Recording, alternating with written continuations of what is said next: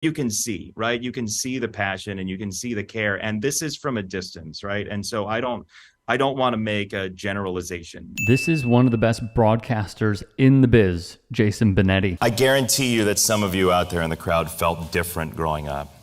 There's something about you didn't like. Something about one of your kids they didn't like. There's something wrong or weird or less than or bizarre or whatever. And I sat behind a microphone doing radio, and I suddenly felt like I could do something productive. Benetti is not shy when speaking of having cerebral palsy. When I walked through security at the O'Hare Airport, and I was walking into the pre-check line, and the guy goes, "Hi, do you know what pre-check is?" I was like, "Yes, I have 2 million miles on Delta." His now ex-color commentator was former big league pitcher Steve Stone. I look at somebody who has the intensity of a professional baseball player, the intellect of a nuclear scientist, the abilities that are off the charts. But Jason Benetti has overcome, or at least contends with every day, is cerebral palsy. I was born premature.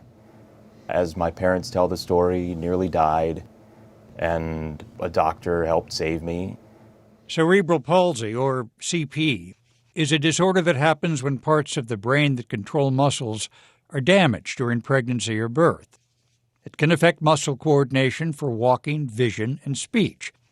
Jason Benetti has had several surgeries and years of physical therapy. I'm a guy who walks a bit different and whose eyes go in totally different directions of the world. He shares some everyday moments about CP in a series of cartoons for the Cerebral Palsy Foundation called Awkward Moments. He is a broadcaster that does Major League Baseball, college football, college basketball, the NBA, and more. I'm contracted for 55 games with ESPN, and then I do, I'm supposed to do all the White Sox games, but they're flexible with me sometimes for football and things like that, which is great. So, and then you add the Bulls, it's probably like 210 games a year, something like that. Wow. And thus, incredulously, the Chicago White Sox have allowed Jason Benetti to depart from their broadcast booth.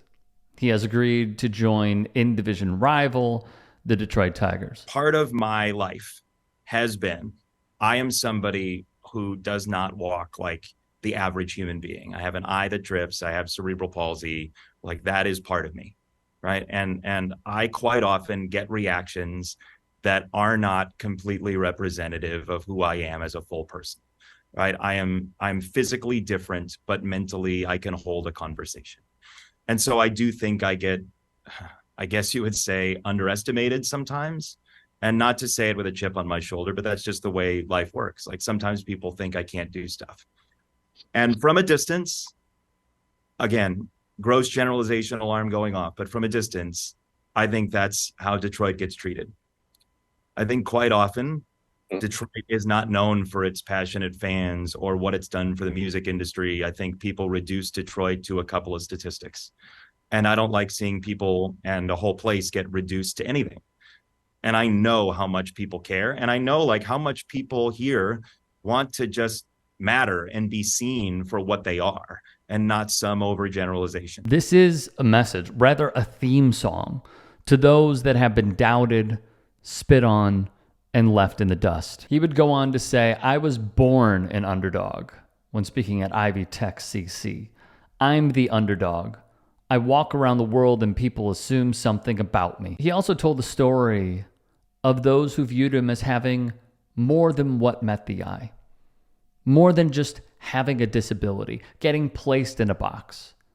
And part of that journey is this. First, it was his third grade teacher who would let him grade papers after school while he waited for his grandmother. Then it was the middle school basketball coach who made him assistant coach, and then the high school band instructor who put Benetti behind a microphone and had him announce the upcoming sets. I can't really explain it to you, but it's for that moment you feel like you might be that person actually. And like people see you like that. Even for a brief instant when I know I've had success, like that constant rat-a-tat on your door of like, hey, you might not be good enough. If somebody's whispering in your ear, you might not be good enough, every day, whether it's you telling yourself that or somebody telling yourself that, it's destructive. Via CBS, he says being so conspicuous just encouraged him to play the tuba in high school marching band. Quote, if somebody's going to psychoanalyze a little kid who walks with a limp, of course he's going to pick up the tuba, the biggest one, because he's got a chip on his shoulder. But part of the requirement of band is that we march, and so we decided that was not terribly safe. There are all these books about first impressions, right? Like how to make a good first impression, how to do a good job interview. If first impressions mattered that much, I wouldn't have the job I have. Here's another big part of his story.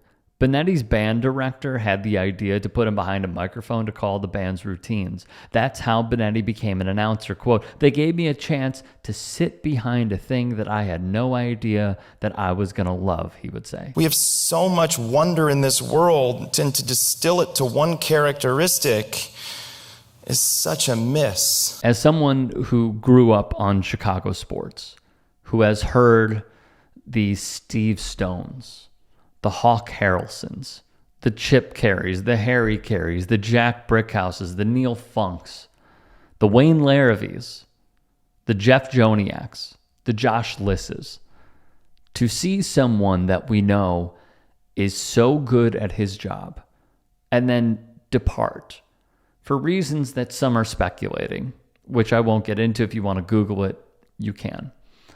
And to see this level of talent depart a city that not only he loves, but also one that he grew up down the road from and had dreams and aspirations of being a professional in, feels for the fans and also fellow media members incredibly unjust. For Jason Benetti personally, I feel like this is a story that is reminiscent of anybody who has ever looked differently or felt differently or had to overcome something just because you looked a certain way. I root for him every step of the way. And to the city of Detroit, let me just tell you, you are getting one of the finest broadcasters in the entire country. So cherish it.